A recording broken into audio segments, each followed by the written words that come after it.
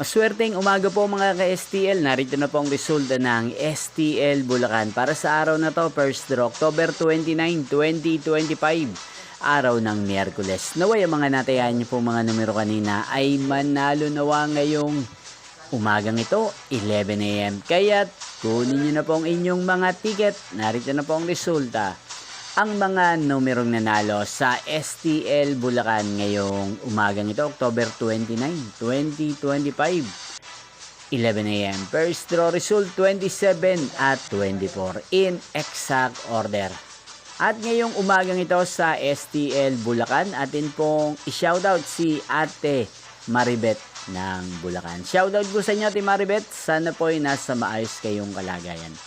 Inyo pong napanood ang resulta ng STL Bulacan. Magkita-kita pong muli tayo mamayang 4 PM para sa second draw result ng STL Bulacan. Thank you for watching.